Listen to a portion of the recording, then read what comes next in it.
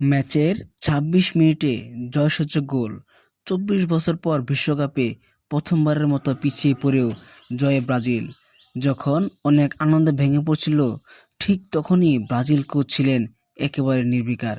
নেই কোনো উচ্ছ্বাস, নেই কোনো অহংকার প্রতিক্রিয়া। যেন এইটাই হবার কথা ছিল। সারা বিশ্ব তখন অবাক হয়ে ভাবে, ডান কালো মানুষ তো। এটাই যেন ফুটবলের আসল সৌন্দর্য। কোচ মরিবাসুর সকল আঁকিভঙ্গি বৃথা গেল আনচেলত্তির মাস্টার প্ল্যানে। পিছিয়ে পড়েও জাপানের গোলে শ্বাসরুদ্ধকর কামব্যাক ব্রাজিল উঠল শেষে ১৬তে।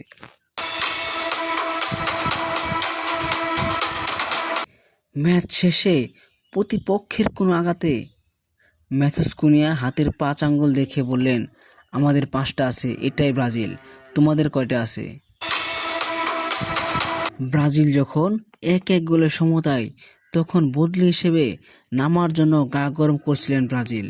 ব্রাজিলের সবচেয়ে বড় তারকা নেইমার জুনিয়র, কিন্তু তাকে কেন নামালেন না ম্যাচ শেষে জানালেন কার্লো। ব্রাজিল যখন ১-১ গোলের সমতায়, তো সময়ে নেইমারকে নামানোর পরিকল্পনা ছিল। ওর সঙ্গে এ নিয়ে কথা হয়েছিল। নির্ধারিত সময়ে আমরা সমতায় আনতে না পারলে ৬০-৬৫ মিনিটে নেইমারকে নামাবো, কিন্তু গোল শোধ করার পর দলে কোনো পরিবর্তন আনতে চাইনি, কারণ তখন ম্যাচের নিয়ন্ত্রণ আমাদের কাছেই ছিল। কিন্তু ম্যাচের শেষে গোলের পর কেন ব্রাজিলের কোচ উদযাপন করেননি জানান ম্যাচের পর, ডাগআউটে দাঁড়িয়ে থাকার সময় আমার পা কাঁপছিল। শেষ কবে আমি এমন চাপের মুখে হয়েছি আমার জানা নেই। এই চাপের কারণে যখন গোল করে ব্রাজিলরা জয় লাভ করে, ঠিক তখনই আমি কোনো উদযাপনই করতে পারিনি।